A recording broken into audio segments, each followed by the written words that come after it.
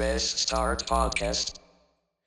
And welcome back to the Press Start Podcast. I'm your host, Vic, aka Mr. Never Chillin'. This is episode number 146. This week, I'm joined by my co host, Scott, aka Scobie1. What's up, my friend? 146 feels longer. How's everyone doing tonight? And on the other side, we got Roger, aka Lunatic Oblivion. Hey guys, how are you doing today? Good, man, good. Maybe because it feels longer because we are at like 170 something before the rebrand, if you include those episodes. So it's a little bit closer to 200, I think. Like it's like 178, maybe 180.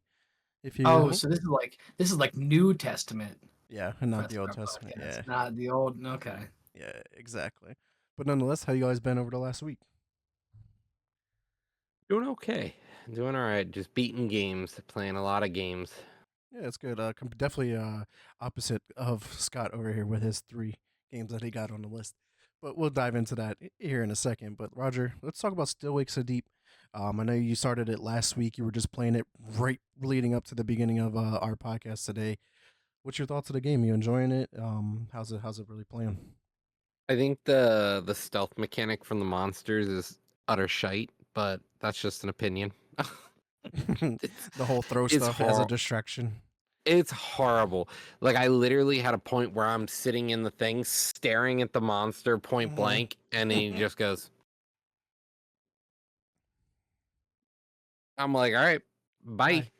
Yeah. Like it honestly doesn't deserve better than a 7 in my opinion. The story's fun and all, but like it feels forgettable. Yeah. Do you But- think that's what NPCs see when the player character decides to run from a fight? Just out of nowhere, they just turn and just Nah, fucking leave. just not right out of there. Nah, I'm good. Like I'll be back.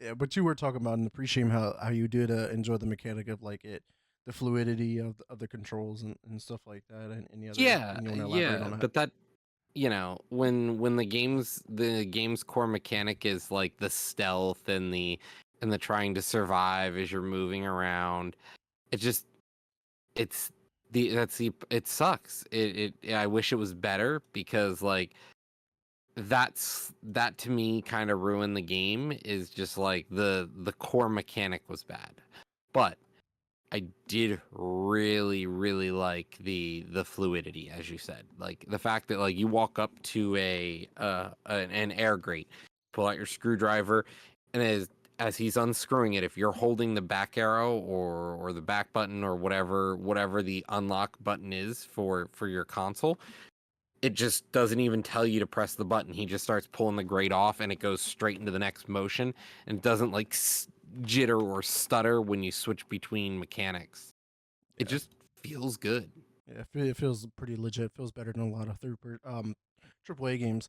But yeah, the whole stealth mechanic, I just feel like it was like tacked onto the game. Like I feel like the game is more of like a walking sim, more or less Mhm. like a spooky walking sim because like there's not much action. Like there's no combat. Obviously, there's some puzzles here and there, not much to them, but like and you can't really explore either. It's kind of like straightforward linear path. It's highlighted in yellow, which we were just talking about in the pre-stream. Like it kind of highlights Mhm. where you need to go. Like it kind of holds your hand in a way.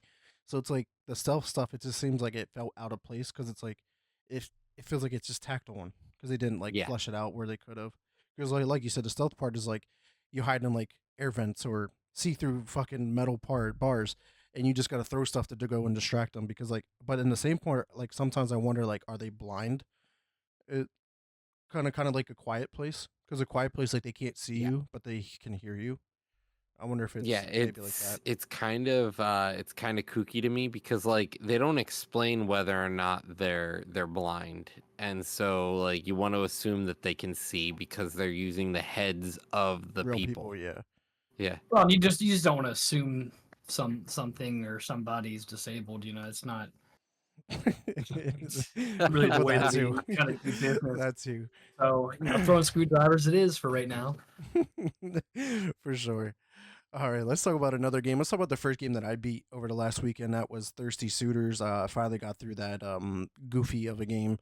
You play as this girl Gala, and you come back into your hometown and like for your sister's wedding, which you can't communicate with her for some reason because she's ignoring you, and like you're kind of trying to connect with your family, but at the same time, like you have to reconnect with all like 5 of your exes, and like you're like a bisexual woman, so like you had a male relationship, female relationship, stuff like that, and like they're all out to get you in a certain way, but like in the end, like you battle them in this like turn based combat, which is hilarious. You have to like taunt them, and then like once you figure out which taunt is correct, it unlocks like these skill abilities that does like extreme damage, and it's like this game is just super goofy. Like Roger, when we were covering this game, like when it was announced, we were like, this game looks entertaining enough to at least give it a go, and like I'm really glad that I did give it a go because it was a fun experience, but it just seemed like almost forgettable, but like the moral of the story was pretty cool. Like what it was dealing It, with, because it was dealing with like the coming out, like announcing to your parents like that you were gay or bisexual, and like how Hmm. like and it's all set in like the Indian heritage too. So like these are Indians that came from India to America. They relocated, and then on top of that, like your mom is dealing with her mom because she left India for America, and like there's some resentment there. But then like you coming out to your parents, like your mom has some resentment to you, but like your dad's cool with it, and then like the rest of the town like hates you for some reason. But like, yeah, well, it's because they got accused for eating those cats, yeah, probably. which was stupid. Yeah. But yeah, overall, it's a really goofy, fun experience. It felt weird because like when you're traversing the world, like you're on a skateboard and like you can like grind and do kick flips and do all this stuff for like absolutely no reason. And then like there's some challenges that you can complete to like help level up your character, and I'm like, for what? It makes no sense. But yeah, I mean, it's just really short, quick experience, and it's on Game Pass. Go check it out. Seems like a really shitty take on Scott Pilgrim versus the World. It could be. You never know. All right, let's talk about a game here on Scott's list. You picked up Baldur's Gate 3 again. Looks like you started a hero or honor mode run. Yeah, it's the same one that I was playing last week, where I'm trying to do the Gloomstalker Ranger and accidentally killed Zevlor. Just kind of going through the motions there. Once again, I've played it so many damn times that it's just almost muscle memory at this point. I'm like, yeah, I've seen that, I've seen that. Like, nope, we're good. Nothing else is new to me so Mm-hmm. far. Yeah, Still waiting to see what can be. So yeah. other than that, just a normal BG3 run. Same Can't shit, wait to different die at day. the last. Yeah, can't wait to die in Act 3. All right, Roger, let's talk about the game that we've been playing this month. Obviously, it is also Shoot to Wins Game Club Game in a Month. Warhammer 40K Space Marine 2. We did finally beat it yesterday, and obviously we still have to do the side missions, the operations that we want to get through and whatnot, which they're adding new ones, which we're going to talk about later on. But overall, Roger, what was your overall experience, your take, and like just your final verdict on Space Marine 2? I gotta say it's the next closest thing to a 10 out of 10 for me. There were a few moments where I was like, but for the most part, the game blew me away. Honestly, this is what I expect from a game. It wasn't run of the mill. It did a bunch of great things.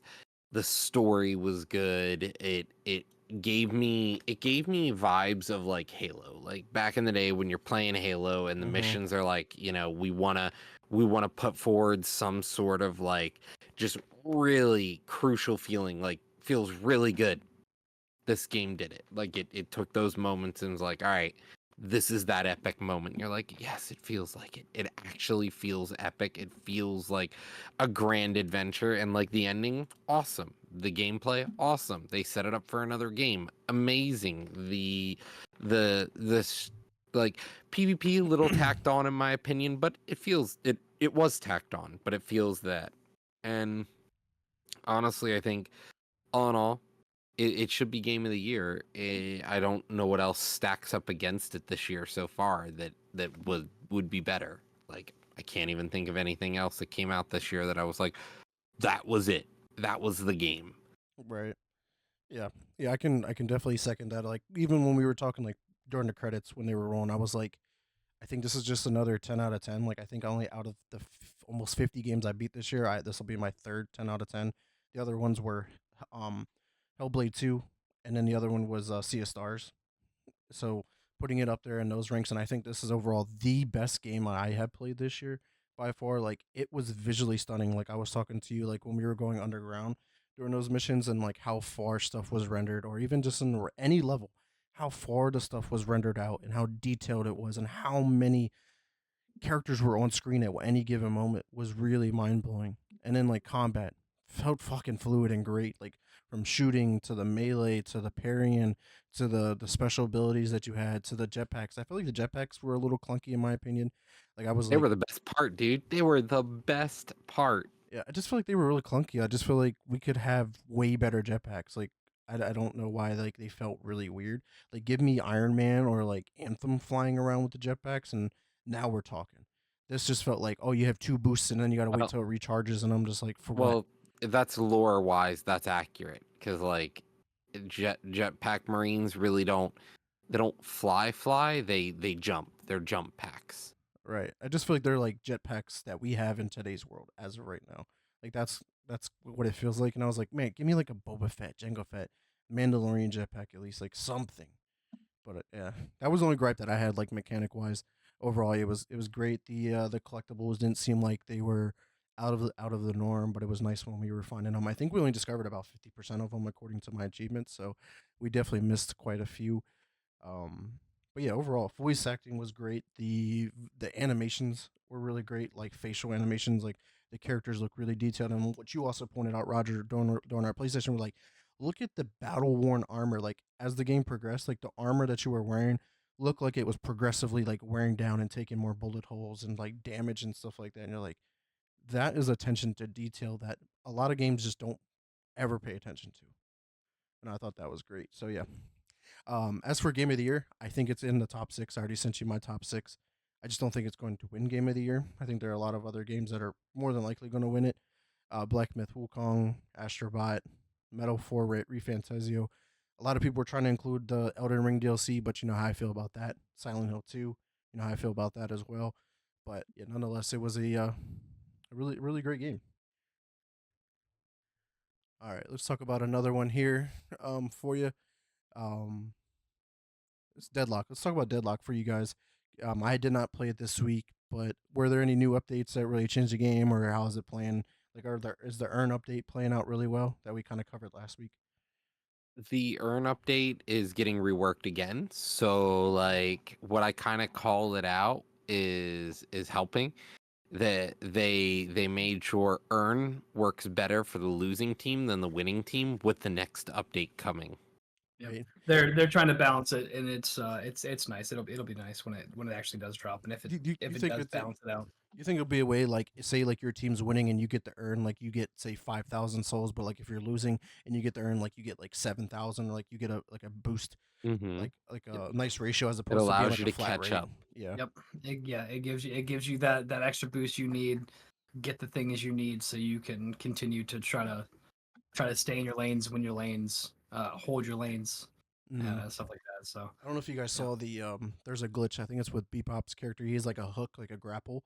He can like launch it off of somebody on this angle across the map, and it hook grabs onto the person with the urn, and it brings him the entire way across the map, like in 2 seconds.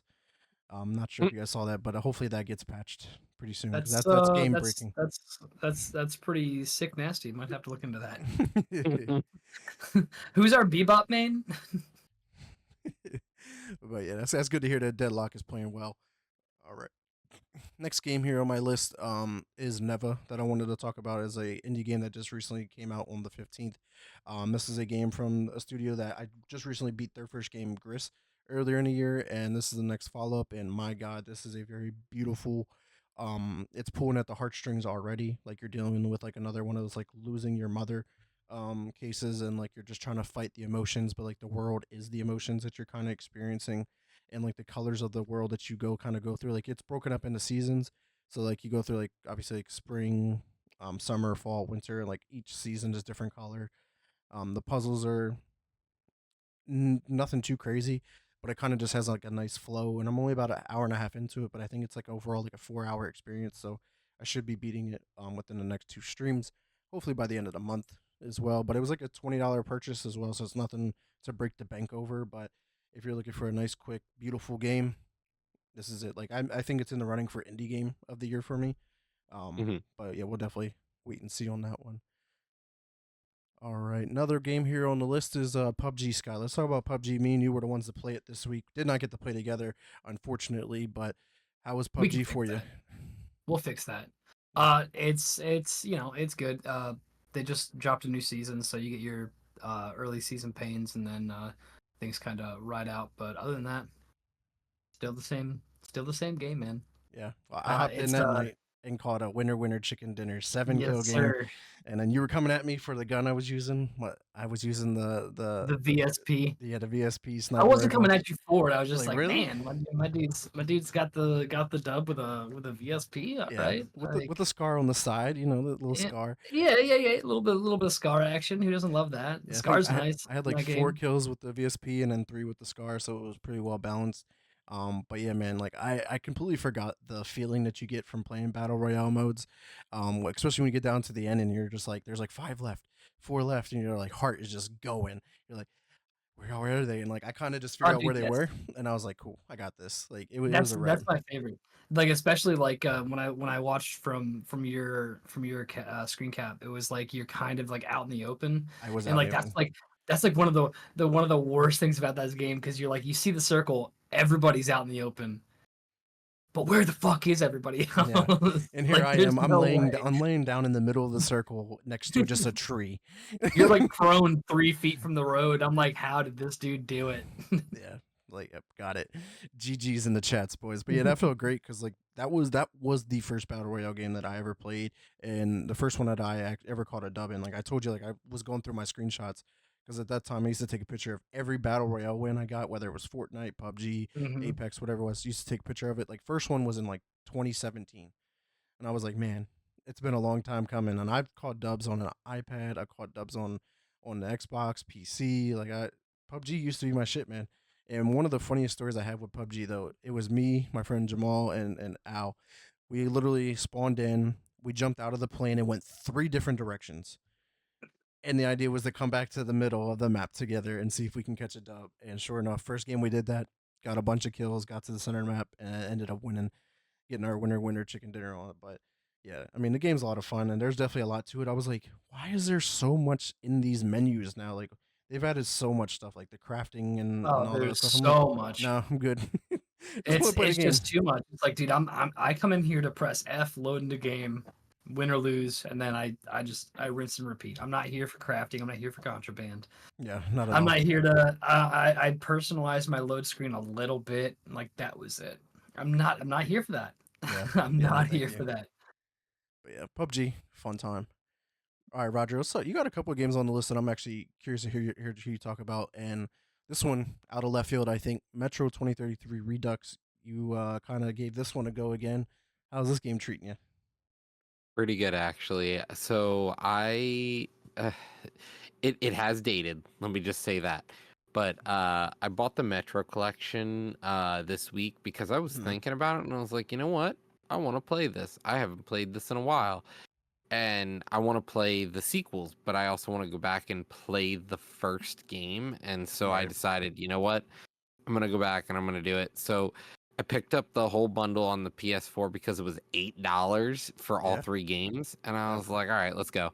So I loaded in, fun but very clunky. Oh my Yes. god, was Very it much clunky? close. Holy Yeah. shit! I'm like playing through it. I'm like, That's was it why I stopped always playing this it. clunky? That's why I stopped playing. I bought it was on sale just like that one time, and I was trying to play through the first game. And I was like, this is really bad.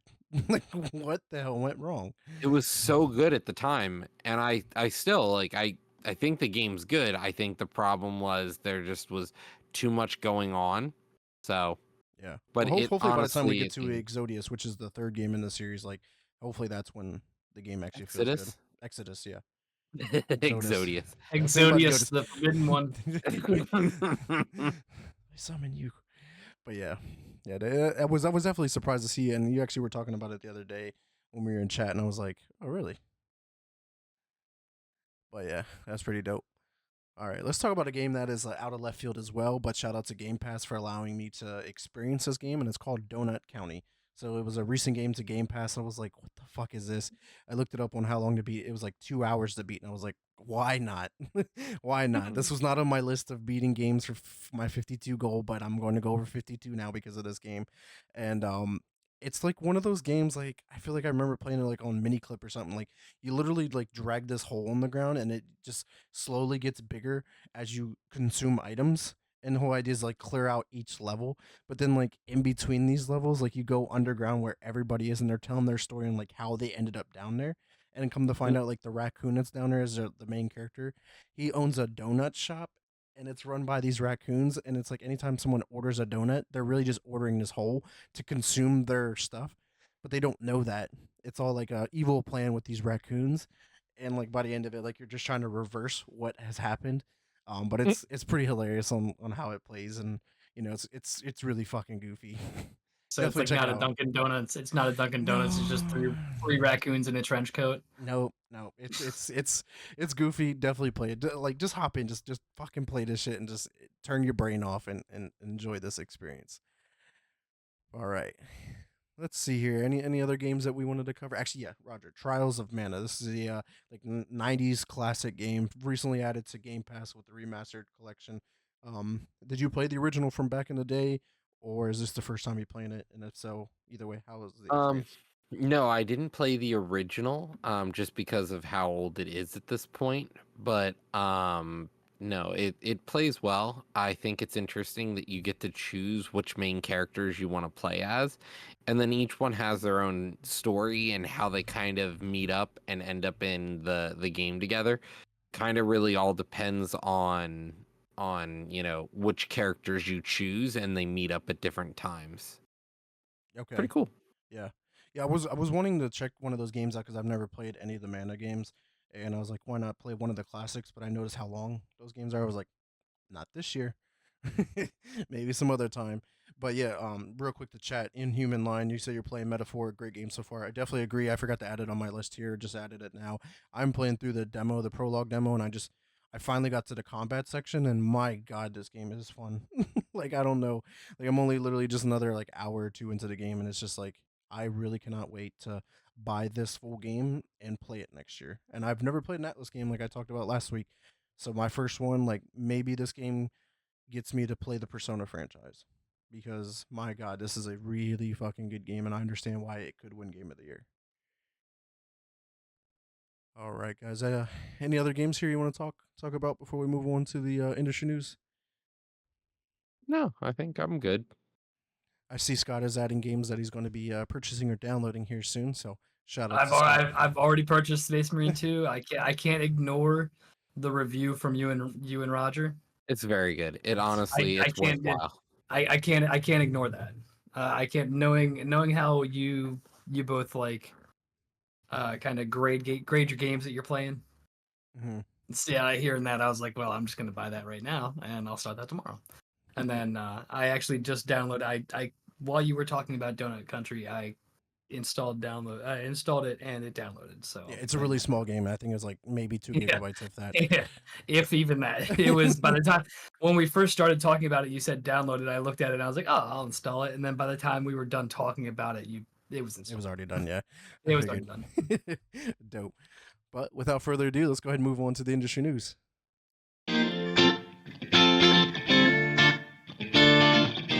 All right, Roger, you're kicking us off this week. What is going on? So let's start off with PlayStation this week. So PlayStation announced their movie Until Dawn will be released in theaters on April 25th, 2025. So actually not that far away, just right after the winter period here. Until Dawn is a game that I haven't personally played. Have either of you played through it? No. And the remake or remaster just came out, and I was telling you like it had worse numbers than Concord, and I was like, not looking good, buddy. Yeah. Now let's make a movie about it too while we're at it. Yeah, Concord is now a unit of measurement. Yeah. Yes, I mean, hopefully the movie turns out to be better than the game, but like I just don't know why they're trying to like they remade a game that didn't really do that great. Now they're making a movie about the same franchise. I don't see the hmm connection what Sony's trying to do. Yeah. No, I agree. And the fact that Until Dawn, I believe this one, your choices did a lot of like you would get pulled out and you would have to deal with your choices. So like things you do would have an effect on on like when you're I think you were sitting with a psychologist at some points and he would walk through and be like, what are you afraid of? And you'd tell him what you're afraid of and he's like, good, thank you. And then you have to deal with that shit in the game. Like for them to make a movie about this almost means they have to like solidify What's what canon the or like the real path was. yeah, which makes it hard because like then you like disqualify anybody who made any other opposite decision, Yeah. and it just makes you feel like what you played didn't matter or count. I'm sure they'll try to work something in where it's like they kind of have like, hey, this might be the path that this movie is taking, but like they'll probably throw some in there and be like, well, it was really dependent on what you had thought or said or felt like earlier What are you on. gonna tell me? This is This could fucking have been Clue. anybody's. This could have been anybody's. This is Clue, the ending to Clue, the original It's, Clue movie where they play all 12 endings or whatever. it is Clue adjacent. It is Clue adjacent meets Murder on the Orient Express, where it's just everybody gets a hand in there. So we'll see if it turns out to be something good, but as of right now, I personally do not think it's looking good.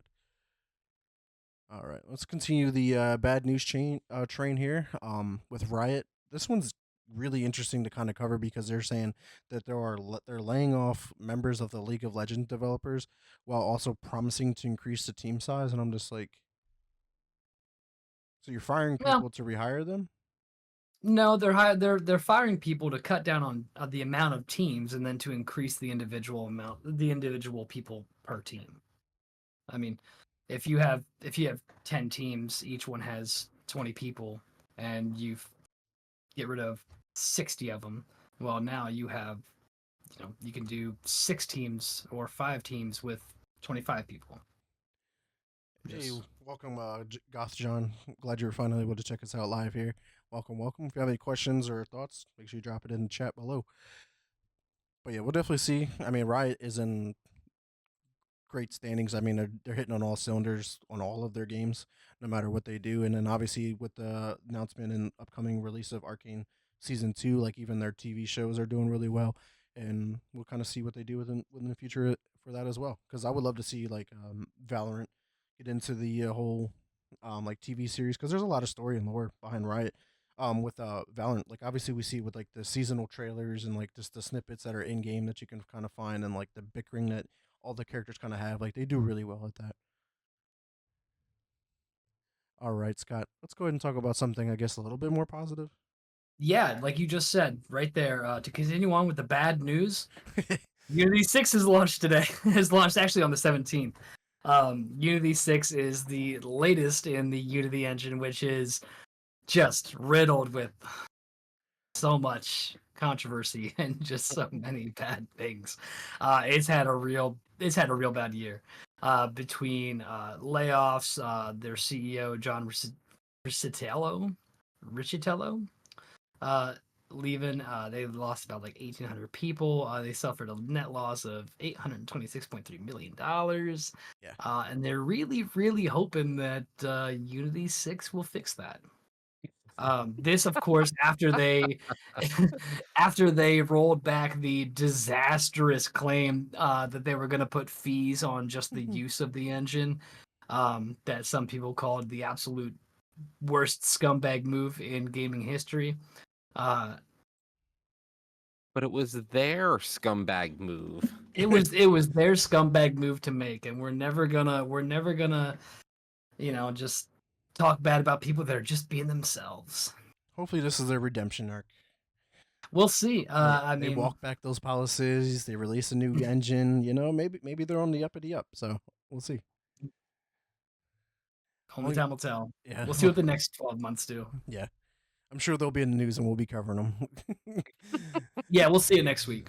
All right, let's talk about a surprise in the industry news here because I personally do not know much about Keywords Studios, but they recently acquired Certain Affinity, which is a really well known developer. Recently, they're big into like supporting the Halo series, and obviously they were working on the as now canceled Halo Infinite Battle Royale mode. So it's just like, okay, this is interesting to see a studio acquire somebody like this, but it says the studio was found, but the Keyword Studios, the interesting aspect here is that this studio was actually funded by ex Bungie employees. So now they bought Certain Affinity, who was working on Halo. I just love like the connections that we're kind of getting right now through all of that. But yeah, they said they special in co-development on AAA games. They help work on Hogwarts Legacy and Gotham Knights, which one is great, one is bad. So you never know what you're gonna get. As well as multiple titles, they helped out Call of Duty and Halo franchise, including Halo Infinite. So yeah, we'll definitely see. It says the pair currently oversees a workforce of 180 people across U.S. and Canada. Um, but yeah, there's no details on how much was spent on this deal yet. They have not been disclosed to us. But just real quick, to you, Scott, what's your thoughts on this acquisition? It's a flip of a coin. Like you were talking about Hogwarts Legacy, Gotham Knights. They've also worked on Call of Duty and Halo Infinite. It's really gonna be the flip of a coin. One's good, one's bad. Yeah. It depends on what they're gonna be doing, how they're gonna be getting utilized, uh, and and what their driving force is gonna be like for what game they're working on, Mm-hmm. what their expertise is with that. I mean, there's a lot to go into that. It's a little weird though. I mean, I guess not weird, but they still have like closing conditions. So there's going to be like upfront cash. Mm-hmm. There's going to be an earnout component. Um, so yeah, it's Yeah. not 100% sure yet, but I still think like you said, one's good, one's bad. That's kind of been it for a bit um, with these guys. So I'd say 60-40 gonna be a decent acquisition. Mm-hmm. Boon maybe. Yeah. But yeah, What about you, Roger? Any input? No, I'm I'm not sure where it's gonna go. It's another acquisition, but it's sort of a behind the scenes acquisition. It's not a company you traditionally see in the news or deal with as a big game development. Right. So, Because they're both like more of you like know, support studios, so like they're not really making their own game or anything. hmm so what's their plan for this? Where are they going with it? Right. I mean, maybe they just continue to be that support studio, but like now they're just instead of two studios, now they're one. But maybe they can, hey, you go work on this project, you will work on this project, kind of thing. hmm Yeah, we'll definitely see. All right, guys, that is all we got for the industry news. Let's go ahead and move on to the gaming news.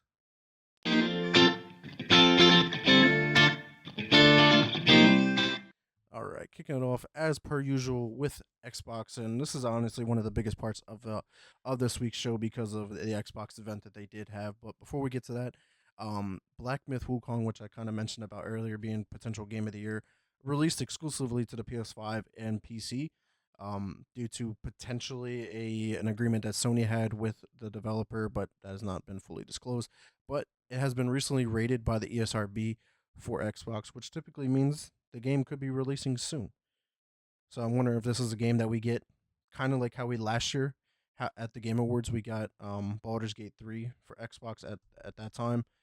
I wonder if that's the at the end of kind the of show, us they're like, at "Oh the end yeah, of the by the show. way, go By the download way, that." yeah, I wonder if it's going to be a similar ordeal here. Like Black Myth Wukong sweeps the house, wins Game of the Year, and they're like, "Oh, by the way, it's available on Xbox now. Go play it." So yeah, we'll see how that goes. But nonetheless, let's talk about the event, the Xbox partner preview for October of 2024. These games are not in the specific order that they were showcased at the event. This is just using IGN as my reference source here for this. But we got a new trailer and the release date for Wu Chang Fallen Feathers. It is coming in 2025. This is like a real first look at gameplay, and my God, this shit looks fucking good. This is another Souls-like game coming to Game Pass day and date. So maybe this is my next Liza P. Because man, looks really good, and it's set obviously like in the very eerily similar to Black Myth Wukong because it is set over in like the in a China setting, like in the mythology and stuff like that. So yeah, we'll definitely continue to follow that, and looking forward to playing that. Next up here on the list was Control, with Remedy announced a new Control game. This is their multiplayer game called FBC Firebreak. This is actually the game that they ended the showcase with. They actually capped both. Remedy began the show and ended with the show, but they ended the show with this one called FBC Firebreak. This is a three-player cooperative, like multiplayer game. Taken it like it's pretty cool. FBC is the Federal Bureau of Control, so hints back to the game control. And you actually go into the eldest building from the game control, but like you're trying to take it out with these like crazy scientific, like really sci-fi looking weapons and whatnot. It looks really cool, but I mean, it has me pumped to play this. I love the Remedy universe, and just curious to see because this is their like Remedy's first take on a multiplayer experience. So we'll definitely see how that goes. Obviously, Control 2 is in the work, and also next year thing I want to cover was what they began the show with, and that was the Alan Wake 2 DLC. Got a new preview for the Lake House DLC. This also kind of ties in with the Control universe as well. You're going into the eldest building again, but I'm just like, man, how are they going to tie all of this in together? And you got a little bit more of the horror aspect of this game as well. The technology that they're doing with like some of the enemies, where like they pop out of these paintings, like blended with the paintings, and like slowly come towards you. Man, that shit was really creepy. But nonetheless, both of Remedy's games that they showcased at the partnership program looked really good. Surprise announcement was this one, had to have been this one, because Silent Hill 2 was just released and it's doing really well. And that was developed by Bloober Team, which, has a iffy track record, but they did announce their next game. It is a new sci fi horror game called Chronos The New Dawn. And not really much. You got like a snippet of gameplay, but it wasn't much to really go on. It was really just all like cinematic trailer. But like you see the guy who's like playing chess with the older woman, but then it like goes back in time. But I'm gonna see if I can bring it up with Xbox Wire, because they had a really nice article to kind of explain the kind of what's going on in the game. Because when I was reading, I was like, man, this actually seems really cool. So let me see if I can get the Xbox Wire Chronos New Dawn. You would think it would pop up right at the top. So you're not gonna be able to find it. So basically, like it's like a time like traveling thing. Like you go, something happened and caused a really bad like apocalyptic event, but like you can go in the past and save key historical figures and bring them to the future, and it completely alters the timeline and stuff like that. So really Any interesting to see. Yeah, I mean, I don't historical know. figure? I have no idea. It just says historical figures, so it's like obviously whichever ones they picked and they wanted in their game. So I'm really curious to see who, what, and how this game really plays out. But yeah, nonetheless, it will be coming in 2025. Just adding to the stacked list of 2025, which is always already looking crazy. I feel like each year we're like, man, next year's gonna be crazy. Next year's gonna be crazy, and I feel like it just keeps getting crazier and crazier as we go. Well, it's just we just to go off of something that Roger had said a few weeks back. We just have an oversaturation. Yeah. And every game looks great. Why would you? Everything Why looks would you awesome. try to demo a game that doesn't look good? Yeah, Like, like why Some would you people be do like, that. Some people demo games like- really terrible.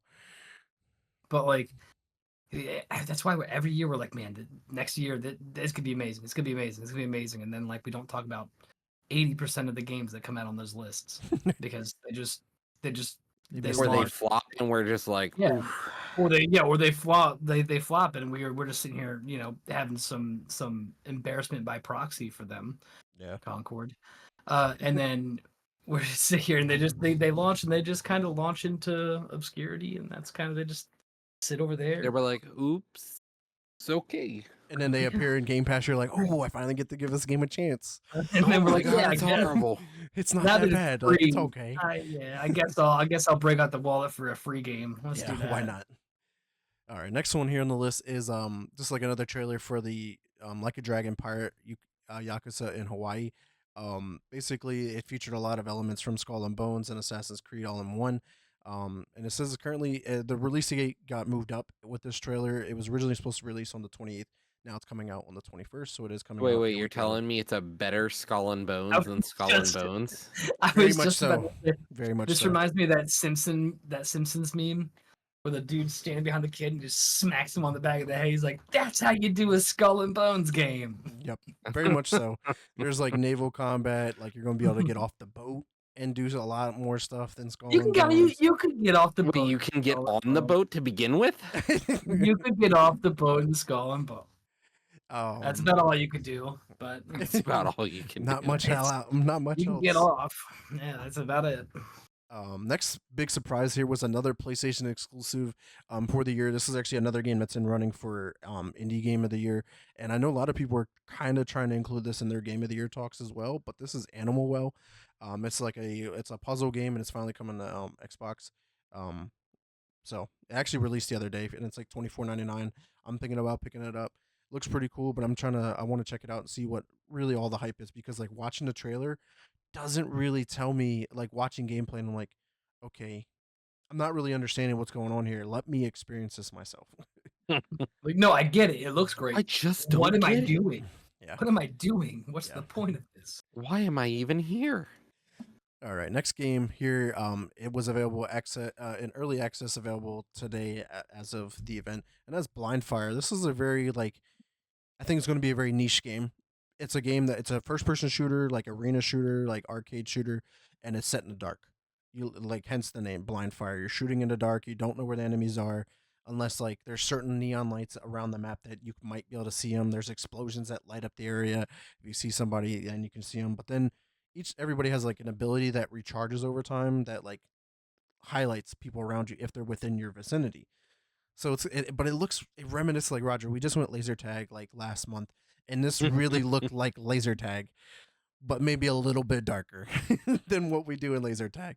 So I'm like really curious. But the trailer, talking about games that did not demo well, the game released into early access that day. The trailer that they debuted really kind of looked like gameplay, but then it really looked like it was a VR game, and then it looked like it was 100% scripted. So it did not demo that well. Like we did not get actual gameplay for a game that released that day. Like I'm just mind blown on why you demo a game the way you did. But it's $9 in early access, so if you want to buy it and give it a go for it. But That's $10 too much. I just don't. It's $10 too much. I just don't see myself Gotta wanting account to for get like it tax. seems cool. Like I feel like this could be a game mode in Call of Duty. Like Call of Duty could just claim inspiration and add it into the game into Black Ops 6. It's all about that inspiration, man. You know how to include it one way or another. You get that 1d6 of your saving throws in the courtroom. All right. Next game that finally got to be on Xbox's stage, and that is Mouse PI for Hire. It is coming in 2025 as well. This is like that old school, like cartoon, looks like Cuphead in a way, or the old Mickey Mouse, and it looks pretty cool. I feel like it's a game I want to give a go. Roger, I know we started Cuphead a while ago, and we were trying to get through that, and that game was hard as fuck. This game does not seem like to be hard as fuck, but it seems like it could be a lot of fun. Um, to play. I just hope it's like I don't want this game to like stick around too long. Like I don't want it to overstay its welcome. I want this to be like a hop in, enjoy the game real quick, and hop out. But we'll see. Does this game kind of excite you guys at all? It's hard to excite lately with the Xbox games. I'm just waiting for something that's truly good. Like lately I just feel like I'm waiting, especially with Game Pass. Like some of the stuff I'm like, "Oh, this looks so good. I can't wait to play it." Hit up Game Pass. I'm like, "Man, I'm glad it's on Game Pass. I ain't buying this shit." And there's so many games that I beat this year, and I'm like, man, if it wasn't for Game Pass, I would not have played this game. No way you'd buy some of this Yeah. garbage. 100%. Yeah, there's been a very big like dip in like games that have like either interested Quality. me or kept me interested. Mm-hmm. Like what was a couple weeks like it was like 2 months ago I hopped to do Immortals of Avium. That lasted all of like a fucking hour. Same thing with like Lords of the Fallen. I'm like, dude, just none of it feels good It anymore. was fun Just for a like minute, and then you were like, I'm yeah, done. it was fun for a minute. I'm like, why am I if I wanted to play Lords of the Fallen, I'd just go fucking play Elden Ring. Like, Mhm. Immortals of Yeah. Avium, that didn't do it for me, and we were really hyped about that game. We were like, this is gonna be pretty fucking cool. Yeah, I still want to check And that then out because it's like Call of Duty and then with it just magic. didn't. So I want to hop back in, but it's just like, man, I just like it. There's nothing that drew me back into it. That's why I'm Mhm. still playing fucking PUBG, Baldur's Gate, and like right. there just hasn't been anything. So like with what Roger said, like being hyped just doesn't mean anything anymore. Yeah, Like I understand. I definitely get it. Next game here that has actually a lot of people that I've been listening to on it didn't podcasts get old quick. that are questioning, like they want to feel hype for this game, but they don't know how to really feel about this game, and that's The Legend of Babu. This is our first trailer and announcement of the game, which is also coming again in 2025. You play as both the young protagonist Sephir and his dog Babu. This will You can wishlist it today, but it's really interesting. People are not a big fan of the character designs, especially the dog, but like the concept of like you guys being like a pair and working together through the story seems pretty cool. But yeah, nonetheless, it'll be hopefully just be a game that we continue to watch and see if it turns out to be something good. If not, goes under the radar like a lot of other games that we talk about. Watch this be like the greatest game that actually came out of this list. I'm gonna be like, That would be so crazy. I'm gonna be pissed. So a game that never really excites me, but this is uh, a game that I know that is based on like a beloved like manga. That's Eden Zero. It's coming in 2025. This is from based on the manga from Hiro Mashima, the author of Fairy Tail and Rave Master. So we got a trailer coming out, and this is like a partnership with Konami. So Konami's starting to finally get into the a lot of there's been a lot of anime transitioning to video games lately, and it's been like Capcom and a lot of Square Enix and whatnot. And Konami is starting to understand, like, hey, this is a train that has left the building, but I'm still trying to catch up to it. And this is their first stab at it. So, Roger, I know you're big into manga. Are you excited for this kind of game? I never actually read Eden Zero. Okay. What about you, Scott? Haven't read it, but it's it's really easy. So it's one of those careful what you do, because like when it comes to anime, like things are very very easy to recreate. Things are very very easy to just transpose into game. The animation can be very difficult because it's so simple that if you fuck it up, like you really fucked it up. Mm-hmm. Uh, so it's really just like, hey, for anybody who's read these, is excited for this, this could be It could be biggest huge for game. them, yeah. This could be the biggest Could game be. for them. Huge, could be. Could be. That's Yeah, the I key. mean, Is it because like could be greatest like example is One Piece. Like One Piece is a beloved manga and anime, and there's been some games that were really great in the series, but then there's some of them it's like that was garbage. Wait, you gave me this hot shit? well, Why? so look at Dragon Ball Z. Mm-hmm. Yeah, we Right? get that a lot too. Look at all of the Dragon Ball Z games we've gotten. Look at all of the Budokais, any of the like Sparking Zero right now. Doing phenomenal. Huge game. 3 million Huge sold. game. Phenomenal. 3 million sold. And what was it when Tenkaichi Budokai was announced last year or the year before?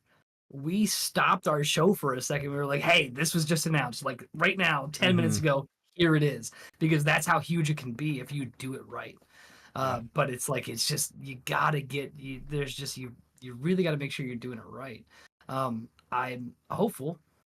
And once again, it's one of those things like it's so easy to do right that if you don't do it right, it's just We'll know. glaring. It's Fans glaring. will know. Everybody will know. Oh, I'm sure we'll Like, cover it. Oh, this like, was a big flop. yeah. So The and industry's so- biggest flop today. which would be upsetting because it's like, what is anime? It's fucking animation. What are you doing on a goddamn video game? You're animating your fucking characters. Yeah, Like, you think it would don't translate fuck it really up. well, like or easy, I should say, but sometimes it it's like, just don't doesn't. fuck it up. Yeah, sometimes it doesn't. Sometimes like decisions get made that can screw things up. I really don't think that's going to be the case here. I do think that this is going to end up being a really good game, and I think the people that love this are going to be just absolutely just Over the moon for it. over the Yeah, the moon for I it. got you. But yeah, there's always that cautious optimism. Yeah. Always. All right. I think I have about 5 more games to get through. So next one is Eternal Strands. This is coming early 2025. This one's pretty interesting just because like you're fighting. It's an action game and it's heavily featuring nature elements. So like you'll be able to control like fire, ice, and with a giant sword and stuff like that. Almost sounds like the last Airbender here for a second. But the gameplay that they shot kind of showcase seemed pretty cool.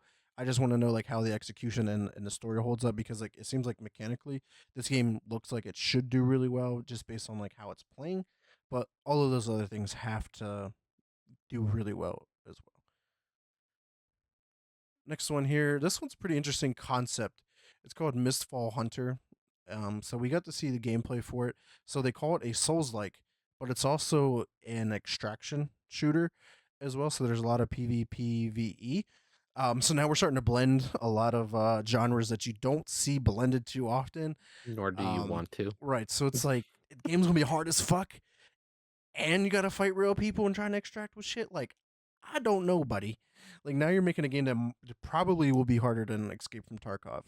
This place is gonna be a fucking sweatbox, and honestly, I can't wait to at least try this game a little bit. I came across this earlier today when I was getting ready to install Monster Hunter Rise, and I was like, what the fuck is Mistfall Hunter? Mhm. And I read it, and I was like, ooh, this might be fucking fun.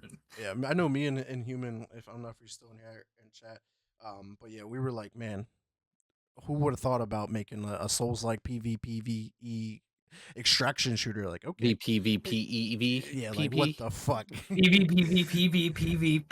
PvPvPvPvPvE. let's talk about what the fuck. Next game here, it's called Wheel World. It almost sounds like I'm like have like something wrong with my language because it sounds like I'm trying to say real world, but no, it's called Wheel World, and it's a bicycle racing game that will become the Game Pass day and date. Features a cartoony style with a bunch of different bike options and race through colorful lands. Apparently this was called like Ghost Bike or something like that. Um, in early development, they're like, it's not really working for us. Let's name it Wheel World. And I'm like, you probably could have just left it at Ghost Bike. Oh, They Ghost just left that Rider one, at but- least. Yeah, Ghost, Ghost Rider you would have know. worked. That's not taken. Just claim inspiration. that's not taken. This is by your boys over at Annapurna though. Yeah, I mean that's the only excitement though is that it is coming from Annapurna because but then again they release a lot of bangers and a lot of really shitty games. Like there's I a don't good know, mix this with one. Annapurna. This one looks good. It says you are Cat, a young cyclist with one mission. Save Wheel World from total collapse. Explore a stunning open world filled with impressive vistas, hidden secrets, and races that will test your skills. Customize your bike with an endless array of parts from sleek speedsters to off-road beast. There's no limit to how you can ride. And to chat real quick, Goth John, yeah, anime should stay as a visual novel type game. That's what they do best. I agree. That would be the easiest Yeah. translation from that form to this form. But if you're trying to branch out into other genres, sometimes you got to take risks. It just whether that risk turns out a big reward. Well, it's when you have that visual novel interactive, and then you have to kind of Balance. Yeah, come out where you're gonna make it. because don't get me wrong, like which one do people want? Which one like? I may be new to the genre, but visual novels, it's a really nice genre to like just cleanse the palate. Like if you're tired of sweating and you just want to fucking kick the legs up and like turn the brain off and enjoy a nice story, Mhm. play a visual novel. Sometimes. Then you end up in a visual novel that's like 5D chess, and you're like, well, I made the wrong decision 3 chapters back. Guess Like, I'm restarting. Fuck. Yeah. Yeah, I don't know if it came to an anime, and this is just like me personally. Like if it came to an anime coming over into a game mode, like I don't know if I would like the visual novel aspect of it. Like if it was just a visual novel, because it's like I'm minimally interacting with a story that I already know. Yeah. So there has to be something more to give me, or else I'm just gonna go watch that anime again and have to interact exactly 0 times. Yeah. So But I don't know. sometimes it's a way to get people into that as well. Like maybe they Yeah. never watched or never read it, and now this is a way for them to get into and that it would as be well. yeah, that would Some and people that would don't be like to nice, read yeah. or watch stuff. I'm not the biggest reader or the biggest watcher, and I rather play a game. So that would be more up my alley versus trying to read it or watch it personally. But real quick to chat again, Gotcha on Tarkov is the only extraction shooter for me. I actually don't play much extraction shooters. I did a little bit of DMV for Call of Duty. Never played Tarkov. I just feel like there aren't that many. DMV. Wait, did you say DMV? DMZ. Oh, DMZ. V? Whatever. My man's like, DMV. I like to hang out in the DMV, the Department of Motor Vehicles. Look, all I'm saying is it's very, very easy to get those two confused because they are both equally as fucking painful sometimes. Let's be Very much honest. so. But They're yeah, both equally as fucking painful. You're like, when can I fucking leave here? And you can't. yeah, it's a lot of waiting. But yeah, extraction shooters. I don't feel like there's a ton. Like I feel like there are, but they just all suck. Like there's not one that really does really well, other than Escape from Tarkov. Dark and Darker was fucking dope though, and it's still out there. Dark and Darker was a super fun one. Doki Literature Club, Anime Win. We'll see how this goes. How Yeah. the Mythful Hunter goes. I'm interested. I'm super interested in that. It takes place like just after Ragnarok, so you're like trying to rebuild the world tree while you're at it. So like with the Norse mythology in there, that's already like a big like interest point for me. So we'll see. I mean, once again, cautiously optimistic. It's really the only Well, hopefully way you can be the one that like reports back to us and saying, "Hey, this is a really fucking good game. I recommend you playing it." And it'll be me and Roger's Yeah, turn but to that means download or buy shit. I've been recommending PUBG for like 5 years. it. Or Pokemon Go. It's one of the two. I've been recommending Pokemon Go since it came out. So All right, so two left here. Phasmophobia is officially coming to Xbox on October 29th, so shout out to birthday week. Phasmophobia is finally coming to it. I'm not gonna lie though, when they were premiering this trailer during the show, I was like, "Yo, what game is this?" And they were like, "Oh, this is Phasmophobia." I was like, "This game looks Actually, it looks so different. it looks way different than the Phasmophobia that I played. What the fuck is going on?" And I was like, okay, maybe it's time to return. I just hope that it does support crossplay and that I can actually give it a go again. Maybe. And last but not least, Roger, I know this one might excite you because if All I'm right, not a let's go. fan that you You were saved the best for last, yeah, my man. friend. So I know, Subnautica. I know, man. You were talking about it in chat when the trailer was dropped into the Lunacy Arts Discord. But yeah, the announcement of Subnautica 2 is entering early access in 2025. It's an upcoming sequel to the great game apparently, and this one actually includes a new two planet. great games. That's the thing. Oh yeah, I forgot Subnautica has two games. It has like a spin-off. So this is entirely on an entirely new planet, and it has 4-player co-op. Roger, the floor is yours, my friend. All right, so Subnautica 2 is going to be the next installment in the series. We don't really have much, I believe, right now in the way of what it's going to be about, and honestly, let's not spoil it. Yeah. I am super excited for this game. I've beaten both Subnautica games thus far, and honestly, I'm excited the fact that this is a 4-player co-op. So now you can die with your friends at the bottom of the ocean at the same time. where we belong, honestly. Yeah. Yeah. The trailer. I mean, again, it was just all cinematic, but I love the vibrancy, the character design. It looks pretty cool, and just I have a fear of being in water, so I'm gonna be scared shitless playing this game, no matter what. My man, when you look down and you can see the bottom of the ocean, it's all good. It's all good. It's not a big deal. But when you can't see the bottom, that's the problem. When you can't even see like past like your nipple, it's like, yeah, I think I'm in here too far, guys. All I'm saying is the bottom of the ocean is what killed those people on the Titanic. I don't know if I want to be there. Gosh, John said, Scooby One, I have 1821 hours in PUBG. The game has changed so much. Sadly, I still die to hackers. Oh, dude, they get in there. They get in there, and let me tell you, I'm one of those guys. I fucking report.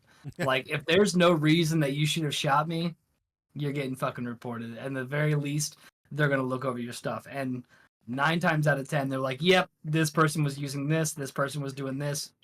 We've banned them at least for like X amount of time." Yeah, it's Forever, rough. period, full stop. I wish forever, period, full stop. But yeah, no, you're absolutely right, Goth John. Like, no matter what you do, like, there's still a chance of you just getting shit on by hackers. Just absolutely just knowing where you're at, knowing where to aim. That's it. I have many trophies. All right, couple more Hey, I'm updates there. for Xbox. So for games, Age of Empires 2 Definitive Edition is getting yet another like DLC. Chronicles Battle for Greece was announced coming November 14th of this year, introducing 3 new civilizations, and said civilizations are, as soon as I get the tweet pulled up, the don't know how to say the first one, Athenians and Spartans. Roger, help me out here. It is it's ACHAEMENIDS. What are you looking at? The 3 new civilizations to get announced. I don't even know how to. I don't even want to for butcher Age it. of Empires 2. The way you spell it, is it Achaemenid? Where is it at? I'm looking. On looking. the Hold tweet. on. Archimedes. Tweet. The Achaemenids. Yeah, The like, Achaemenids. you guys can butcher it, not me today. The Achaemenids. That's the Persian Achaemenids. Empire from The 559 to Achaemenids, 330. It's the Achaemenids, the Athenians, and the Spartans. Yeah. So and It's then so you all get- about Greece. So it's a new narrative, 21 scenario campaign with animated cutscenes and more. So they definitely poured a lot into a game that's been around for a very long time. Because if I'm not mistaken, this game released on the PS2. Released before that. Well, yeah, before that, PS1 it was like release, PC. yeah. It was like PC, but then it came to the PS2. So I was like, oh, wow, Like it's still getting crazy updates.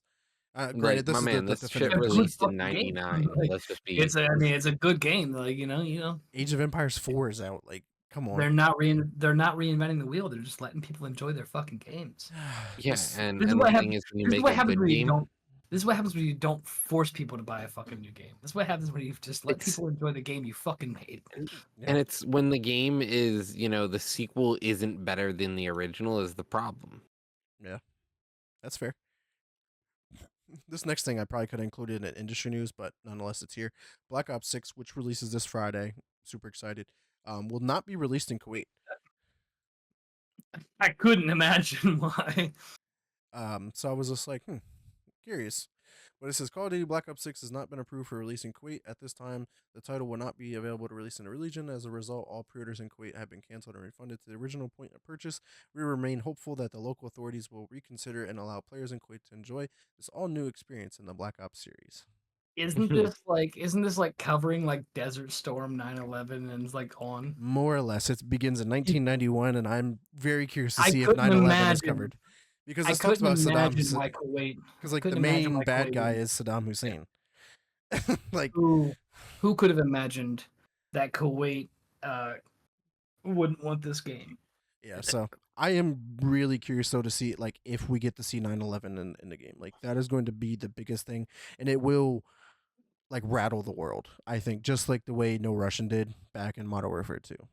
Honestly, depending on how it plays too, I might not even have to buy the flight simulator. All right, guys, let's talk about Xbox services, Game Pass editions, South Park Fracture Butthole, Donut County, which I talked about and already have beaten. So real quick, yeah, Donut County came to cloud console and PC on the 17th. Fracture Butthole came on the 16th. Mech Warrior 5 Clans came to cloud console and Series X and S on the 17th. And then, interesting enough, here they are starting to roll out their initiative of allowing to play games over the cloud, of games that you bought versus being strictly on Game Pass. Black Ops 6 Day 1 will be available to play over the cloud. Modern Warfare 3 is available to play over the cloud on the 25th, and Warzone as well. Then on the 29th, we're getting Ashen on cloud, console, and PC on the 29th. Dead Island 2 is officially finally coming to the PC Game Pass on the 31st.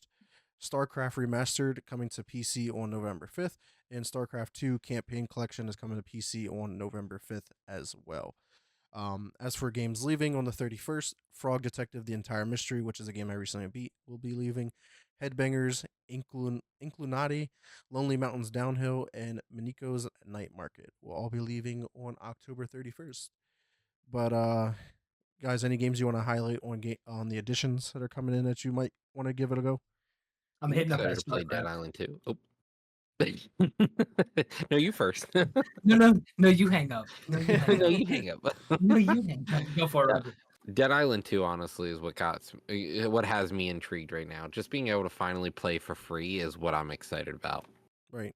Because that game, wasn't like over the moon great, but it also really Mhm. wasn't that bad. It was kind of like that middle of the road game, according to the critics. And yeah, it was on my list to finally give it a go and see how it kind of plays out. So I can second that. What about you, Scott? I want to hit up that StarCraft remastered, Yeah. for sure, and I really want to see what that Warzone game is about. Um, and You'll finally and be able go to play from on there. your phone, just I'll not, finally be able to play my phone. but just not the But I think Warzone mobile. You'll be playing Warzone console on your phone. there we go. Warzone mobile for console. Yeah. It's what's Or good. What could go wrong? or Warzone console for mobile. Whichever way you want to do it. You got World there. of Warzone craft. But I Yeah. think we were talking earlier about the Black Ops 6. I am interested in the multiplayer for that. Mhm. I do. It's one of those things. It's like, have you ever seen Fanboys? The movie about the Star Wars nerds, where like the dude's older brother, he makes fun of him the whole movie, and then finally he shows up to the premiere as well, and he's like, "What are you doing here?" He's like, "Dude, are you kidding me? It's the wars, dude. Like that's what it is. Are you kidding me? It's Call of Duty. You can't miss it. I'm gonna play some multiplayer for the new Call of Duty. Like that's it. Like Yeah. that's what I'm gonna do as well. Like I'm interested in that. Of course, it's A1 day one Game Pass. Don't have to blow any money on it. Yeah, Why exactly. not? Three's Yeah, my favorite and price. obviously I've already been in talks with Roger. Like we're super excited to give zombies a go. Like it's returning to the round based zombies. Like it just looks good. Story-based Story zombies, based like zombies, like an not this. Easter egg that you can do. Yeah. Like it Yeah, looks fucking good. And man, 2 maps at launch to be able to get through. And yeah, like you said, multiplayer is gonna be a lot of fun. But the campaign has me really interested just because of like the timeline that it's in. Like this is a story that we kind of grew up with. Like obviously they're going to deviate some from some things because it is a video game. But like, do we get to 9/11? Like what happens in during because like this is all Black Ops. Like this is behind the scenes shit. Like what the fuck is going to go on? And they're already confirming that it is going to be a longer story this time around. It's not going to be like a quick 3 minute. You're in and out, done, it's game over. But it is longer than Black Ops Cold War, even if you try to speed run it. Apparently, so that has me excited, and hopefully I get to beat it by the end of the month. If not, it'll be beaten in November.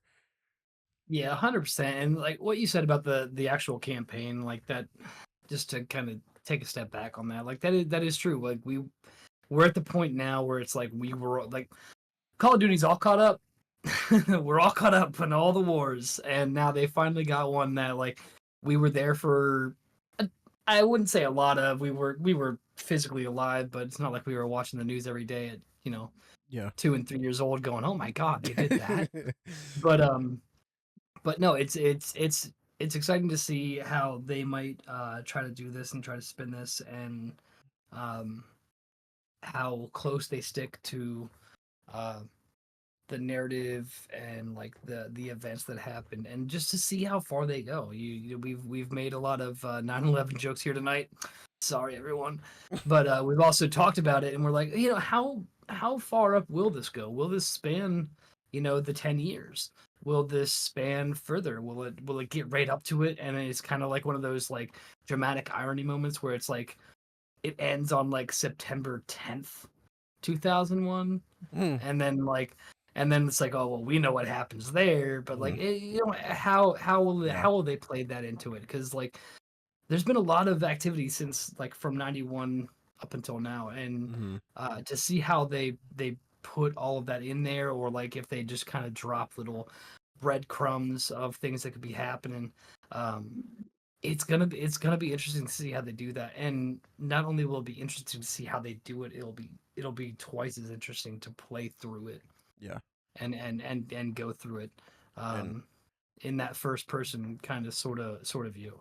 yeah. um yeah. And just real quick with chat, this was earlier in the chat, but he was like, he plays the hijackers. Oh god, like that would be one way to experience 9/11. But I was talking to people from Shoot to Win. I was like, what if you get to play as like just a regular civilian bystander on the plane, and like you're trying to prevent them from crashing the plane, like kind of like with Flight 93. Like we know the whole story with Flight I 93. don't know. No, I would stop you there, Yeah. because I don't think that one would. There are still some things that are just outside of what people do. I don't think that would be one of them. I mean, we played as I terrorists don't. that went and shot up an airport. I don't know. Like, That was explained as part of the storyline. You wouldn't play an innocent civilian trying to stop a hijacker on what we already know was we know the ending too. a doomed a doomed attempt to begin with. They wouldn't do that. That would be really, really. Only time will tell, my friend. We'll I find out really fucking Friday. hope they don't We'll do that. find out Like, Friday when I everyone really spoils fucking it hope they don't. and when the whole That world would be blows up. really. That one would be Yeah. really bad. I'm sure like when we load up the game, it's like there will be some really terrible acts in this game. Would you like to skip a certain level of the game? Like they did with No Russian?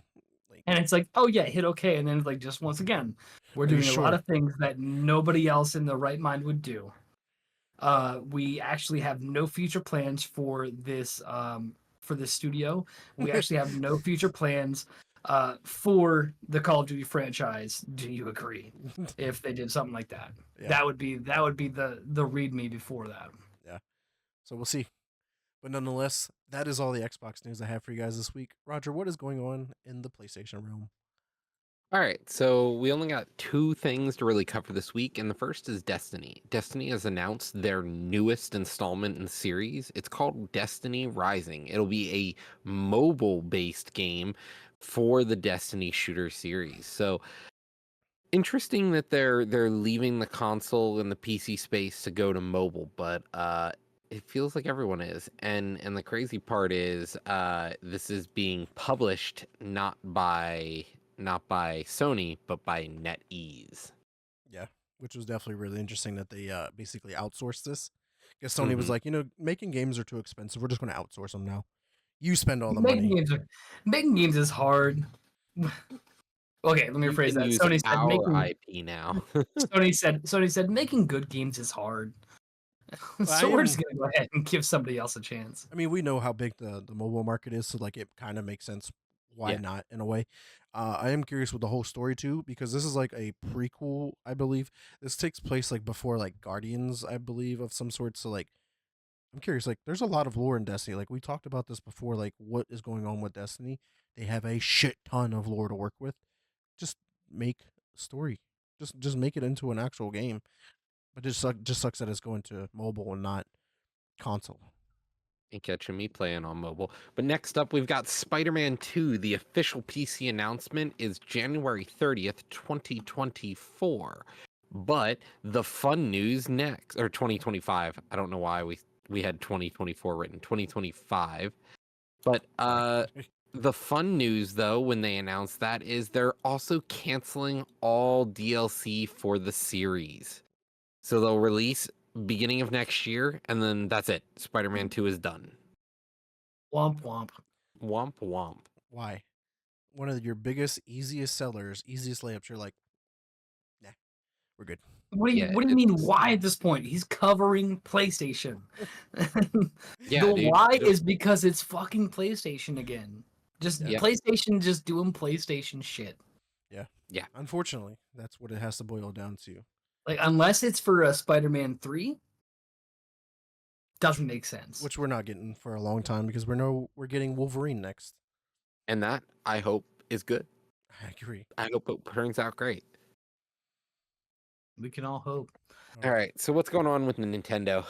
Ah, nothing but good things, he said sarcastically, quietly going over to his Pokemon Go articles. So Gigantamax Pokemon are actually coming over in October 26th now. If you've been playing, you've already seen a lot of the Dynamax Pokemon. You've had the Dynamax stops, you've had the Dynamax battles, you've collected max energy, all of that good stuff. But the official drop date for the Gigantamax Pokemon is October 26th. So get ready and go ahead and buy that extra storage. But speaking of buying things, PlayStation, not PlayStation. Wow, sorry. We're so More used to money. the bad. More money. I'm so used to shitting on PlayStation. It takes a bit. There were actually a couple players that called out Niantic and Pokemon Go for some of their predatory gotcha mechanics. If anybody has No pun done intended, any huh? of the, have you done any of the Dynamax battles?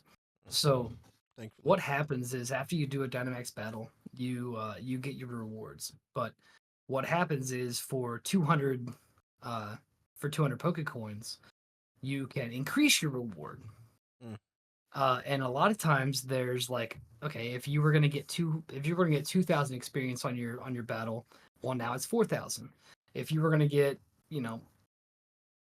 300 Stardust, well now you're gonna get 3,000 Stardust. But what it is there's actually a lot of players noticed that that Niantic was adding and more on the new rewards if you were to purchase it. But the only way to see what you're gonna get is if you clicked purchase.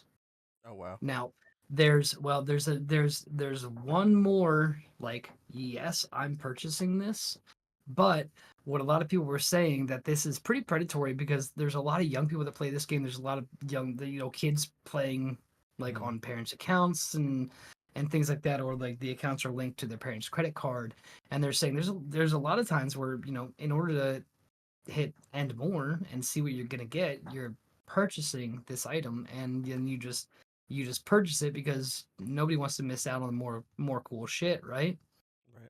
So a lot of redditors and a lot of players on the Sylph Road subreddit, they determined that and more box appears when there are more than 4 rewards. and it's usually a placeholder for like bonus XL candy and like additional Premier balls. Um, and what they said is they're still calling the design predatory, as it could get players, especially younger ones, to spend their Pokecoins due to fear of missing out. So they're getting right on that line. They're getting right up to the edge, and they're just kind of like tiptoeing it with some of those practices of that like kind of gotcha mechanic that we were talking about.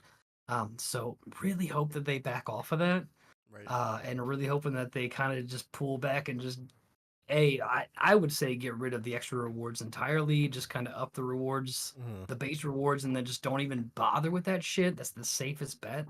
Um, but it really just depends on what they do, because the end more is like a lot of times there's also like randomized boxes, so it's kind of like just a loot box Yeah. almost at that point. Right. But only time will tell if they actually kind of pull away from that. Probably It's not. just Because you I hate agree to here with see chat. something. Because Gotchon is like no surprise. Niantic is hella scummy company. Has been doing it since 2016. So it's like Oh yeah, they have a yeah, really bad yeah, track 100%. record on this kind of stuff. Yeah, and It's a it's mobile game, so like, let's be honest, all mobile games are like this. well, Right. see, they already It's had. just not as bad, but like still, it's just mobile games in I mean, themselves need a little more to me, I oversight. thought My Pokemon only Go was argument. scummy anyway because like you run out of storage in Pokemon Go. To expand storage, you got to spend 200 Pokecoins, which is $2. And it's like, why do I run out of storage? Like, give me unlimited storage to begin with. Like, there's 1,000 Pokemon. Why is my cap at 250? And initially, I was like, "Oh, I'm gonna get rid of these Pokemon. I'm gonna get rid of these." And then, like, that was where like my first like, "Hey, you guys are being scumbags," Mm-hmm. came in with fucking shiny Pokemon because you can't get rid of them. Yeah, which is So dumb. I was like, "Oh, those are just Pokemon designed to take up your storage, so you buy more storage." Yep. And now they're doing that, and I was like, "That's fucking dirtbags." Still gonna play though. And then I was like, you fucking dirtbags." Just don't buy. So Just I don't know. don't. Yeah, Just so vote with your a wallet. little bit of yeah, like Gotchon said, Niantic is they've been pretty scummy for a while, but like they were kept in check, and it's almost like they're getting a little bit too big for the britches, maybe flying a little too close to that sun before they just like crash down. So we'll see, but I'm glad to see they're getting called out for that. Yeah. All right. Enough Nintendo news. Roger, what's going on with Sega, man? So Sega has decided to partner with Limited Run Games and release a 7-box set collection of Yakuza games. So we're gonna see all 7 Yakuza games, that is 1 through 6, getting a physical release.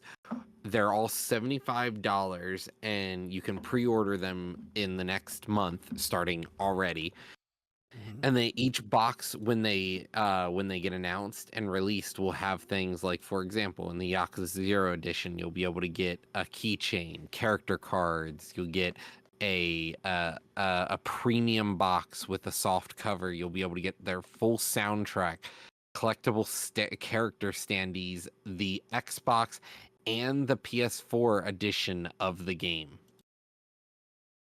Yeah, it seems pretty It's crazy. just Yeah, that's $34.99 pretty nuts. for a copy, but if you want the special edition or something like that, it's like $74.99 for the classic Hmm. edition or whatever it's called, and that's when it Yeah. starts to include all that extra stuff. But um, I mean, it looks cool. I love what Limited Run does because there's a lot of games that never get the light of day for a physical release, and here they are. They're releasing the physical ones Well, for the collectors. and Yakuza, the whole series did have a physical release. It just you might not find it anymore. And Right, now it's like that real hard. Yeah. they're getting their time in the sun again. And I think people are like, man, I would really like a physical release of this. And I think the true value that the limited games is getting here, limited run games, is the fact that they're releasing this super box. Mm-hmm. Yeah. It's pretty bad. I love what they do all the time. Like I actually bought Pentiment from them. Like I just wanted because I was a digital only game. Bought it physical Mhm. just to support the studio. Never played it. It's just gonna sit on the shelf. I actually think it's still wrapped. I didn't even want to open it. Because it's on Game Pass. I can play it whenever I want anyway. But Mhm. yeah, it's really nice to be able to support sometimes. And I agree here with Chat and Human. Is saying Sega for Publisher of the Year. I mean, they've been kicking on all cylinders any way possible. All their IPs have been doing really good, and they're not done. They still have Sonic and Shadows coming out later this month. Actually, later this week, if I'm not mistaken, on the 25th as well. It's the same day as Black Ops 6. So yeah, it's crazy. But yeah, limited run games needs to ship your Alan Wake 2 Collector's Edition, which also looks fucking badass. Which Alan Wake 2 did not have a physical release at all, and limited run games comes in and saves the day. But yeah, definitely shout out to Sega for all the things they've been doing good. But let's talk about a company that has not really been hitting on all cylinders, I think personally, and that is 2K Games. Um, right now, obviously next year, different story. Borderlands 4, the Mafia game, and GTA 6. We know what they're coming in for, but this is another grimy move for NBA 2K25. They announced the introduction of Gravity Ball DLC. It is a paid DLC. This is the first paid DLC out ever for a 2K game. It's an all new location in the city. There's 3v3 and 5v5 modes, and you can earn season XP and VC, which is just the in game virtual currency. Um, the game is already grimy because it is a yearly release. And it's the same game year after year. And then on top of that, if you want to play my player and build your player up, you have to spend money on VC. You have to spend $50, $80 per character to get them up to even a reasonably playable character to make them even to be competitive. Now they're going to sell you a DLC. Also, by the way, the game has a battle pass and a cash shop already. This is a grimy move. This should have just been a free update, a new location in the city. Go have fun. All it is basketball with trampolines. Like it's not new. It's more than that. It's like it's a whole crazy thing where you got like guns and shit too.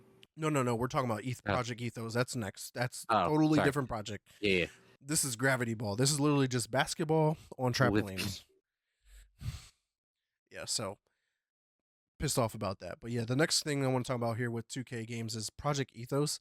This is a new third-person roguelike hero shooter developed at 31st Street Union. We actually got a little bit of gameplay. I'm gonna see if I can get a trailer. No, actually, Vic, no, I'm looking at it here, and I just watched the trailer for Gravity Ball, and it is not just like it's not just with trampolines. It's a whole like it almost looks like freaking Rocket League or is it Rocket League? Yeah. All right, let's get the trailer up for Gravity Ball. I'm gonna say I'm watching it now. This shit is nutty looking, and I'm like,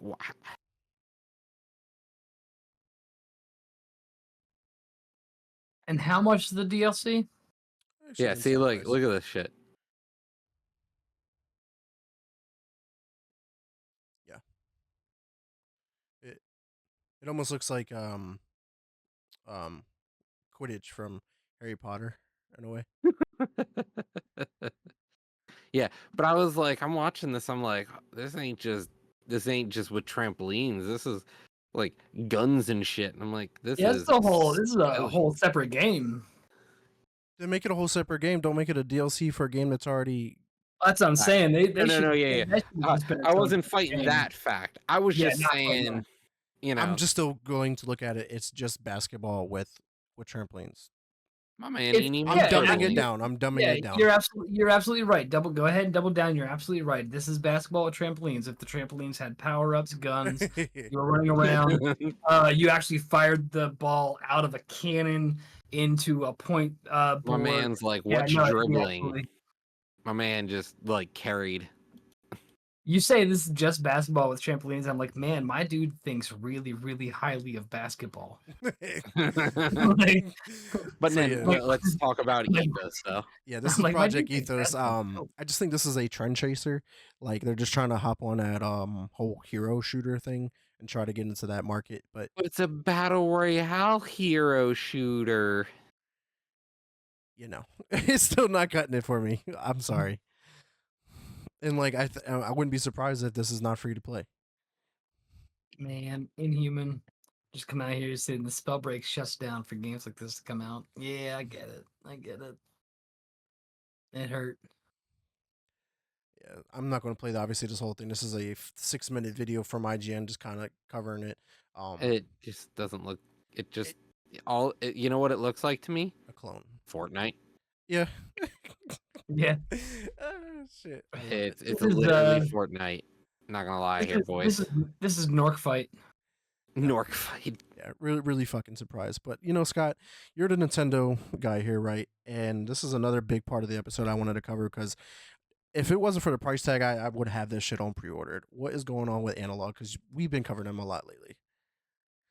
I'm gonna go ahead and say this as nice as I can. Fuck the price tag, because this once again, this is like back-to-back weeks almost, where I'm just getting all the good shit, all the juicy shit. Analog has revealed their modernized N64. Okay, go ahead and get that Fortnite wannabe off that screen and pull that shit up if you can, because this thing, I'm telling you right now, it comes out in 4K. That's great and all, right? What does it do in 4K, Scott? That's a great question, audience. What it does is this actually reproduces the CRT screen effect in 4K, Hmm. and it is compatible with all The of your entire N64 library. games, the entire library, and that's not entire library like asterisk, no GoldenEye, no this, that, that is the entire bold, italic, underlined fucking library. And this thing looks sleek as It's shit. so sexy. This thing looks so good. This thing is amazing, right? So it has the 4 controller ports right in the front of the console. It has an HDMI port, 2 USB ports, and an SD card slot in the back that supports SDHC cards up to 16 gigabytes. It comes with the Analog 3D comes with HDMI cable, USB cord, USB-C power supply. So it also has built-in dual-band Wi-Fi for firmware updates and supports both standard Bluetooth and Bluetooth LE. Like, this thing is it's it. This is it. This is what you want when you look at some retro gaming without actually having the console, but you want the ability to play the games. Yeah. This is what you want. This is the end all be all. This is, I mean, it's the NES classic of Yeah. N64. More or less. It's what you get. Like, you get every N64 game. Doesn't matter what you're popping in there, you're gonna play it. It has all the modern fixins, right? And it gives you like it's region free. You have the original accessories if you want to take an older N64 controller and plug it in there, because these new controllers as we see here on the screen are not the N64 controllers, but Which I'm really surprised they didn't try to let's- like just give you one of those, just Bluetooth I'm it. not surprised, but let's be honest, a little bit of a plus up there. Mhm. This looks more of like the Switch Pro controller. Yeah. But it's got the ports. If you want to play with your original N64 controller, you can. And that's crazy. I have Um, an original yeah. N64 sitting right here to my Yeah. left. And it's got built-in expansion pack capabilities. Like, this thing is It's a really dope console. I personally can't justify 250 when I'm trying to buy a PS5 for 500 or 350. well, that's what's great about this particular console, is because the PlayStation 5 doesn't play N64 games, and this does. So Nah, I that's hear gonna be you. the best part about this. So, and when you see that $250 price tag, you're like, yeah, that's steep. That's steep for like an emulator, like an old school like retro emulator. It is, but this is like the Cadillac Oh yeah. of emulators, right? Yeah, I This saw this is thing. I was this like, is that is a sexy ass console. this is the Cadillac of that, and not to mention, like, what is it? I actually think 250 was the price for the original N64, if I'm not mistaken. I think so. Somebody can pull that up if they want, but like for $250, like, it's not that you're buying an old school piece of equipment. It's that for $250, you've brought that equipment up into the future. At Yeah. that point, for the things that they're offering and the things that come with that, that's not your buying back So when it in comes time. out, is You're it going to be on bringing- that shelf behind you next to the Switch? It will probably actually be on that shelf behind me. I'm not gonna lie. Don't tell my wife. So Let's make sure Lady it's- Friend's not in chat here. yeah, no, I don't know. We'll find out. But yeah, for $250, that's not like you're buying an old piece of equipment. And it's like you're Mhm. bringing that piece of like gaming history and the things that you've played on it, you're bringing ton. that up to speed with you, Yeah. which is huge. Like that is how you do a console remake right, in my opinion. Well said, my friend. All right, we can sit here and talk about that all day because I would love to, but almost 8:30. But Roger, what's going on in Space Marine 2? Because we kind of alluded to what's coming in the future. Yeah, so let's not talk about the future. It's now. Oh yeah. It's the future is now, old man. Like Ugh. Space Marine Damn. 2, 40K post-launch season 2 update. We got new PvP maps, new modes, so a new PvE game mode. We've got new PvP modes. We've got new Dark Angel cosmetics. We've got new lethal difficulty for the operations, and there's a brand new operation where you fight a Hierophant Bio Titan, the Tyranid's biggest and nastiest model to exist. Yeah, I got the trailer playing up here on screen. You know, it's great, man. Like we were talking about that with Bass. We're like, just keep making content for this game because it's going to sell. Like even like you can sell this content whether it's free or not, and I would buy it. Like I told you Yeah, that while we were playing, I was like, you can release a DLC like expansion, I would buy it, and I don't buy a Yeah, lot if of they were DLCs. like, "Hey, we've got a new story expansion about the second company after this battle. Like, what happens next?" Right, because we were talking about like I'm they in. kind of left it open ended with like we stopped Hmm. fighting the Tyranids. Like what happened to that battle? Like they didn't just disappear. But yeah, definitely It looks really looks it's good. so good. I this just the gameplay makes me want to go play it some more, man. Yeah, But no, that's for Space sure. Marine 2 continues to succeed, and honestly, this is kind of why we agreed that this is going to be one of those things that's game of the year for a lot of people because it's double A, but like let's get over the fact that triple A, like, and even the industry insiders are saying triple A is dead, man. Triple Mhm. A can't compete anymore. Budgets are too big. They're not bringing in the money they need to bring in anymore. And like double A sells just as well, if not better, for the same price tag, and it costs less to make. Yeah. Look at this. It's This like game when you is find a beautiful. it's like when you find a store brand that actually is better than Yeah, the name brand. Yeah. yeah, Because you're absolutely right. AAA this has been dead for the past like 3 years. It's and been and like far and few between, that's for if sure.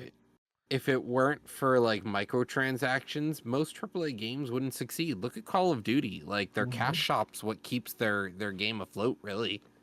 Yeah. They added a secondary But they added there's a season horde mode pass coming too. Mm-hmm. so they could try to make more money. Yep. So honestly, Warhammer 40K Space Marine 2, one of the best games this year, if not the best, and it's only going to keep giving us. Like we're already in season 2 and the game barely came out. It's and it came out, as a complete game day 1. But That's for sure. From start to That let's is finish. that is such an under like appreciated Yeah, exactly. It was a thing now. full complete game day 1.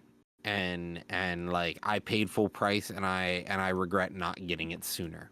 But we've only got a little bit left here, so Vic, finish us out with Ubisoft.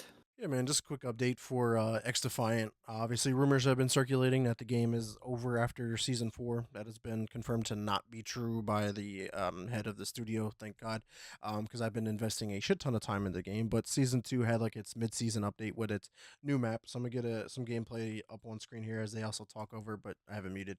But they did add the Air and Space Museum from the Division 2 map into X Defiant, and it looks really good. I actually played on it. It looks really fucking dope because like I actually beat the Division 2, and it's almost like one for one. Like they just copied, paste, added some changes, and like because this takes place after the Division 2, so like you can see like the overgrown stuff, like the Earth finally taking back like just abandoned buildings basically, and it's like man, that shit's really fucking dope. But yeah, they just talking about like they also kick off of the first event as well, so it's the Stellar um event, which brings sorry for that bad transition there, but new cosmetics and stuff that you can actually earn as opposed to paying. Obviously, the battle pass is there, but you can participate participate in the event. And like this is kind of what I was calling for last week. I was like, the problem with X Defined is like there's not enough content. There's not enough there to keep you there or keeping you coming back. Where like Call of Duty over the last year had weekly events. Like they've already confirmed that they're not continuing that in Black Ops 6, but there will be a lot of events still going forward. But like that's how you engage a community. People want to work towards something as opposed to let me grind out this gun for 600 levels to get a new camouflage. Like no, that's not what I'm trying to grind this game for. Call of Duty wants it that way, though. No, this is X Defiant that wants you to do Yeah. it that way. Call of Duty Oh, doesn't do that. Like it's definitely way different. Like the Call of Duty, I like how they do the whole camo system. Like if you get the gun to gold, but then if you get all the ARs to gold, now you have like diamond or whatever. Like that's dope. That works. But yeah, nonetheless, yeah, X Defiant, big time update. Really enjoyed it. I did just get the season pass, the second one. Um, the premiere one too. I had enough coins, I guess, from playing the game as well. Because like, there's some challenges that if you log into the Ubisoft Connect app and you hit claim prize, like you just get in-game currency from completing those challenges, and didn't have to buy this battle pass, and got to enjoy that shit ton of fucking content, which was really nice. But yeah, overall the map is a lot of fun, and looking forward to what's to come. But that should be everything that we do got for you guys this week. Any last thoughts on any of the gaming news before we close out this week's episode, guys?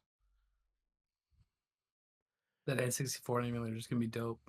Yeah, It's gonna be fucking amazing, dude. It's gonna be so good. none. That's honestly, definitely for I sure. just I'm interested to see where we go this season. Like Call of Duty, honestly, with it being free this Friday for Game Pass users, I want to see where this leads Activision Blizzard, because we are on the precipice of what gamers have been waiting for. Mm-hmm. And I think this is a moment, this is the make or break moment for Activision Blizzard and Microsoft. If this goes off well and people don't sit there with the Xbox app and it's utter shite day one, this is the moment where gamers go, okay, it was worth it. It was worth I was just about to fucking say this is gonna be make or break when this drops. it. Yeah. Hmm. And we will see Friday. Um, we've already seen evidence that they can't stop hackers yet, but maybe we'll see what they can do with that. I can 100% second that. Inhuman Starfield is a great game. Can't wait to play it all the way through at the beginning of Oh yeah, next year. I 100% believe there's an Xbox tax. Like I guarantee if Starfield came out on PlayStation, they'd be like, "Oh, it's the best game Bethesda has ever made." But because it didn't, they're like, that game is really terrible. It's a really bad game. well, I it's firmly believe that. once again, and we'd spoken about this last week or the week before, I think. When you're known for making amazing games, 10 out of 10s every fucking time, if you make a 9 out of 10, everybody's gonna be fucking pissed that you made a 9 out of 10, and they're gonna talk shit about that. Yeah. That's really it.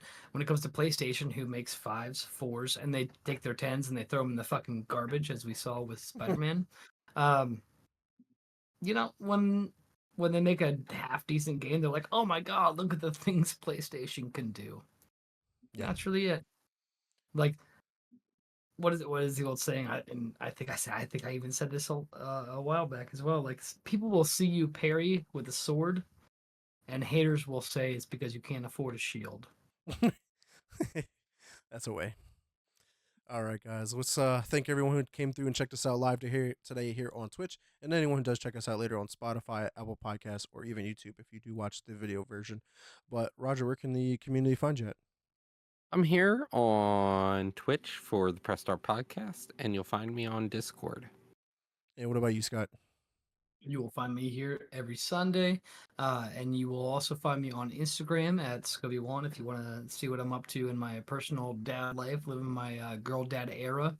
And you can also find me on Discord at Scubby1. And everyone, you can check me out at Twitter at Mr. Never Chillin _. Threads is Mr. Never Chillin. Xbox is X Never Space Chillin. If you want a game, party up, hit me up there. And I'm Vic Brubacher on Facebook. So any question, concerns, or if you want to come on the show, slide in the DMs there.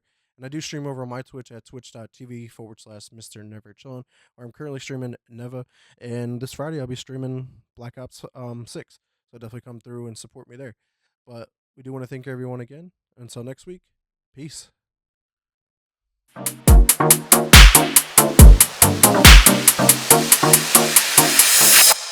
Press start podcast.